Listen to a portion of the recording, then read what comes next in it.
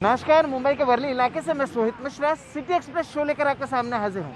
Show की शुरुआत दिल्ली की खबर के साथ करेंगे, क्योंकि दिल्ली के मुख्यमंत्री अरविंद केजरीवाल ने देश के सभी राज्य के मुख्यमंत्रियों को पत्र लिखकर ऑक्सीजन उपलब्ध कराने के लिए आग्रह किया है। मुख्यमंत्री ने पत्र लिखकर सभी से अपील की है कि अगर उनके पास अतिरिक्त ऑक्सीजन है तो दिल्ली को उपलब्ध कराएं।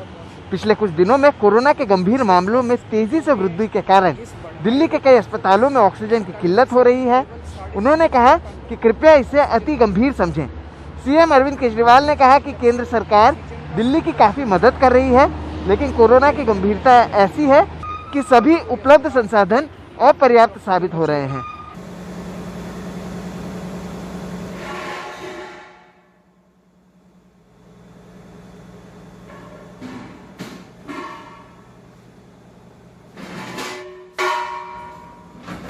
इस देश के अंदर ऑक्सीजन का उत्पादन, वितरण और नियंत्रण, ये सारी चीजें केंद्र सरकार देखती है, उनकी जिम्मेदारी है। और अगर आज आप कागजी एलोकेशन दिल्ली सरकार को 480 मीट्रिक टन ऑक्सीजन कागजों पे दे देंगे और दिल्ली के दरवाजे पे लाकर नहीं छोड़ेंगे, तो जो हालात इस समय दिल्ली में हैं उससे भी बदतर हो सकते हैं।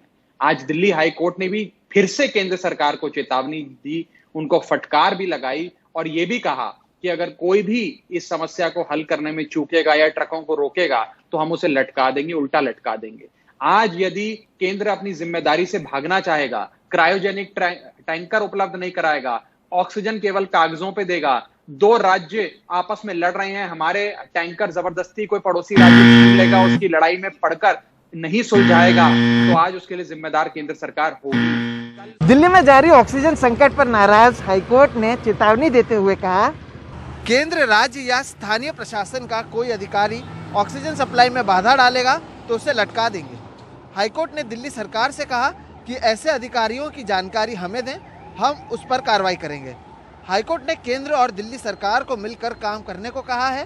साथ ही कहा कि अगर किसी राज्य में ज़रूरत कम है तो ऑक्सीजन दिल्ली को दे दी जाए। देश की राजधानी दिल्ली में ऑक्सीजन को लेकर हाहाकार मचा है। यहाँ के जयपुर गोल्डन अस्पताल में कोरोना के 21 मरीजों की ऑक्सीजन की सप्लाई में आई कमी की वजह से मौत हो गई, तो वहीं दूसरे कई अस्पतालों में जो लोग भर्ती हैं उन्हें अस्पताल की ओर से कहा दिया गया है कि सरकार की ओर से उन्हें ऑक्सीजन नहीं मिल रही है, या तो मरीज खुद अपने ऑक्सीजन की व्यवस्था करें या वो अपने घर चले जाएं।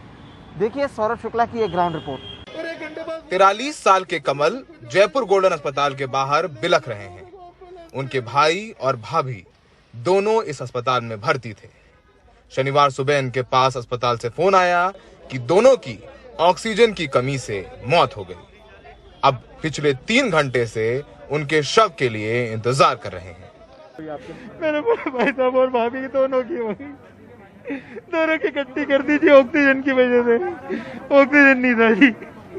22 साल के गौरव के माता पिता दोनों की ऑक्सीजन की कमी से मौत हो गई। मोम की तो वही ऑक्सीजन फ्लैचुलेट बंद हो गया था एकदम अचानक। अम्बेडकर हॉस्पिटल पता नहीं क्या हुआ, XY रीजन दे रहे हैं जो डॉक्टर, वहीं डेथ हो गई ऑन द स्पॉट। फादर का कॉल आया रात को 1 बजे कि एक बार आ जाओ, आपके फादर देख लो। आया हूँ तो यहाँ बता रहे हैं कि डेथ हो गई आपके फादर की। रात को ही फोन पे कह दिया था उन्होंने डेथ हो गई। रोहिणी के सरोज अस्पताल में कोरोना के 140 मरीज ऑक्सीजन सपोर्ट पर हैं, पर इन्हें 2 दिन से ऑक्सीजन सप्लाई नहीं मिली।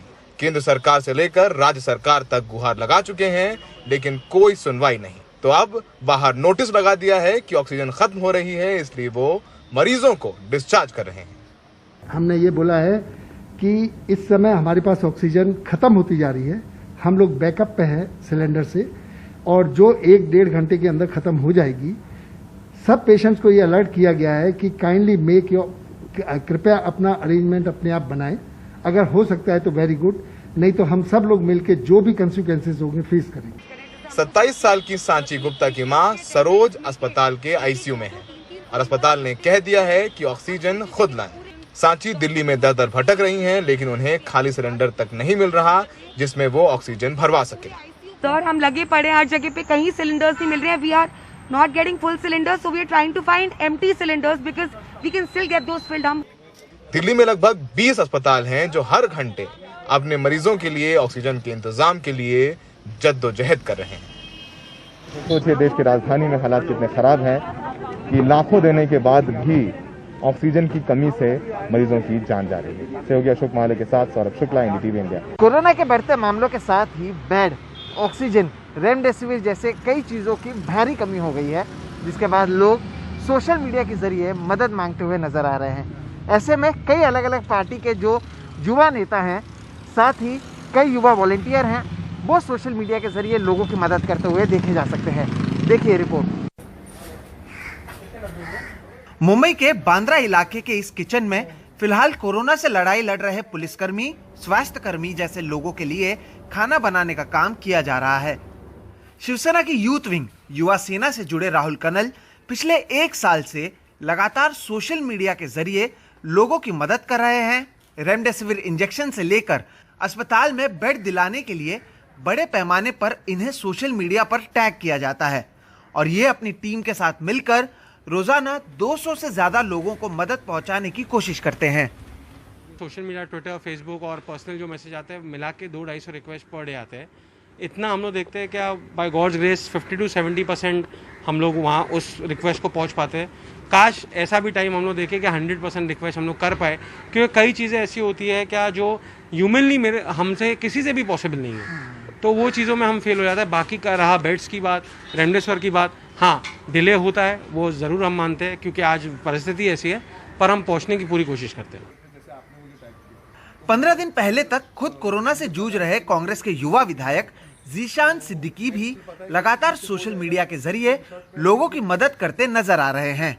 अस्पताल में भर्ती रहने के समय भी वो लोगों को लगातार मदद कर रहे थे। इनके साथ केवल अस्पताल से जुड़ी समस्याओं को सुलझाने के लिए 25 लोगों की टीम मौजूद है। सोशल मीडिया बहुत अहम है। अभी अगर आप देखेंगे तो काफ़ी ज़्यादा जो इन्फ्लुएंसर्स है, जिसके पास ज़्यादा फॉलोअर्स है, वो भी अभी लोगों के जो रिक्वेस्ट है वो एम्पलीफाई करना उन्होंने शुरुआत की है। जर्नलिस्ट अगर मैंने देखूँ तो जैसे आप हो, बहुत सारे जर्नलिस्ट हमें टैग करते हैं। बहुत से फ़ोन ज़्यादा करके रेमडेसिविर के लिए आते हैं। उसके बाद अगर आप देखेंगे तो ICU या वेंटिलेटर को आते हैं। रात में जब मुझे लगता है कि कोई ज़्यादा फ़ोन नहीं उठाता है तो मेरा फ़ोन बजता रहता है 12 से लेकर 6-7 बजे, और ट्विटर पे भी थोड़ा होता है कि ICU बेड्स की ज़रूरत होती है। मगर कई बार ऐसा होता है कि मुझे खुद वॉलंटियर को हमारे वॉलंटियर्स, हमारे जो टीम है, उनको हॉस्पिटल तक भी भेजना पड़ता है रिक्वेस्ट करने के लिए कि अगर आपके पास अवेलेबिलिटी है तो प्लीज़ ये पेशेंट को रख लीजिए। आम आदमी पार्टी के राष्ट्रीय सहसचिव रुबेन भी इसी तरह दिन रात अपने टीम के साथ मिलकर लोगों की हर संभव मदद करने की कोशिश करते नजर आते हैं। रुबेन बताते हैं कि डॉक्टरों से लगातार बातचीत होने की वजह से भी उन्हें कई बार मदद करने में फायदा होता है। एक अच्छी चीज़ ये हुई है कि हमारे पास लोकल इंटेलिजेंस बहुत आता है, क्योंकि हम पिछले 2 हफ्ते से लिटरली ये वॉलंटरी वर्क कर रहे हैं। तो बहुत सारे अस्पताल में हमारे पहचान के डॉक्टर्स वगैरह हैं, तो हमें पहली इन्फॉर्मेशन मिल जाता है कि अरे यहाँ पे ये बेड खाली हो रहा है, तो फिर हम पेशेंट्स के साथ कोऑर्डिनेट करके, वॉर रूम के साथ कोऑर्डिनेट करके ये बेड्स नॉर्मली एलोकेट करते हैं। नेता ही नहीं, आम लोग भी सोशल मीडिया के जरिए लोगों की मदद कर रहे हैं। ब्रांड स्ट्रैटेजी का काम करने वाली संध्या फर्नांडिस और उनके जैसे 20 लोग सोशल मीडिया पर गुहार लगा रहे लोगों की मदद कर रहे हैं। महाराष्ट्र के अलग अलग जगहों से कई वॉलंटियर और डॉक्टर मिलकर लोगों को राहत पहुंचा रहे हैं। काम करने के साथ साथ संध्या सोशल मीडिया पर लोगों की मदद कर रही हैं। शुरू में डायल 4242 एम्बुलेंस और हमारे साथ एक टाइप था। हम 3 लोग ही थे स्टार्टिंग में, बट अब हम एक 20 से 25 लोगों का टीम है। हर कॉरपोरेशन में 3 से 4 वॉलंटियर्स है जो ऑन ग्राउंड काम करते हैं। ऐसे नहीं कि सिर्फ फ़ोन से, बट खुद हॉस्पिटल विजिट करके जहां इंटरवेंशन चाहिए बात कर सकते हैं। ऐसे पूरा एक्टिविटी हम करते हैं। जिस सोशल मीडिया का इस्तेमाल आमतौर पर नफरत और फेक न्यूज़ फैलाने के लिए किया जाता है, आज उसी के इस्तेमाल से लाखों लोगों की जान बच रही है। यानी अगर सोशल मीडिया का ढंग से उपयोग किया जाए तो उससे कई लोगों को फायदा पहुंच सकता है। मुंबई से कैमरा पर्सन संजय मंडल के साथ Sohit Mishra, NDTV India.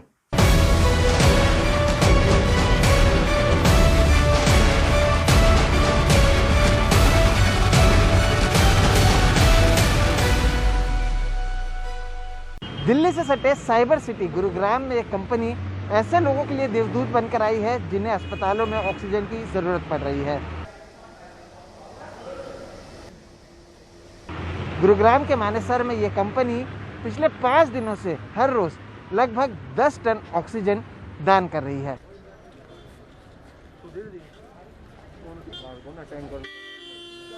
Sir देखो, पब्लिक बहुत परेशान है, गैस कहीं मिल नहीं रही थी, तो हमने कोई पैसे का लालच नहीं है, हमने फ्री ऑफ कॉस्ट सबको ऑक्सीजन जरूरतमंदों को सबको दे दी।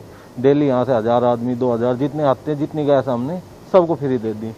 और जो टैंकर थे वो हमने सरकार को, गुड़गांव सरकार मतलब ये जो धारणा मैडम है, इनके टेक ओवर करवा दिए। अब ये कहीं भी चलाएं, हमारा ड्राइवर, हमारा डीजल सब कुछ फ्री ऑफ कॉस्ट सरकार को दे दिया हमने। ये हो गए जी लगभग 5 से 6 दिन हो गए, और ये जब तक ये रहेगी हम ऐसे ही चलाते रहेंगे। आज से हमने यहाँ बाहर जूस, पानी, और हमारी आज SHO साहब से बात करके कल से यहाँ खाने वाने का सारा काम करवा दें। नहीं सर, आप चार्जेस तो नहीं मिल रहे हैं, नहीं लिए जा रहे हैं, बस लगे हैं लाइन में सिलेंडर लेने के लिए। तो आपको पता चला था ये फ्री ऑफ कॉस्ट यहाँ से? हाँ सर, फ्री है पहले से ही। अच्छा, तो क्या मानते हैं ये जो सेवा आजकल लोगों की कर रहे हैं, कितना अच्छा है? सर तो बहुत अच्छा है, इसमें तो परोपकार है, ये तो अच्छे कर्म है, तो करने चाहिए हर इंसान को। सर हमारे एक साहब हैं, उनकी दिल्ली में लड़की का सीरियस मैटर था, उसने रात में सर्च मारे गूगल पे, तो बताया कि सेक्टर 7 में कंपनी है स्टार करके, वहाँ पे पता करो। मैंने यहाँ पे रात में आया था तो बोले हाँ जी मिल रहा है, फिर उसने नहीं आ पाया, वहाँ अरेंज हो गया था, फिर सुबह में आके 9 बजे से लाइन लगा पड़ा हुआ, अभी तक मिला नहीं है, और काफ़ी सारे लोग ले गए हैं यहाँ से। मतलब सभी को मिल रही है? मिल रही है जी। और कोई चार्जेज भी ले रहे हैं? नहीं सर, फ्री ऑफ कॉस्ट बताया जा रहा है। तो वहीं सिटी एक्सप्रेस में आज फिलहाल इतना ही। अब मुझे, मेरे वीडियो जर्नलिस्ट संजय मंडल और हमारी पूरी टीम को दीजिए इजाज़त। उम्मीद करते हैं कि आप घर पर सुरक्षित रहेंगे, घर से बाहर बेवजह नहीं निकलेंगे, और अपना और अपने परिवार वालों का ध्यान रखेंगे। देश और दुनिया की बाकी खबरों के लिए आप देखते रहिए NDTV इंडिया। नमस्कार।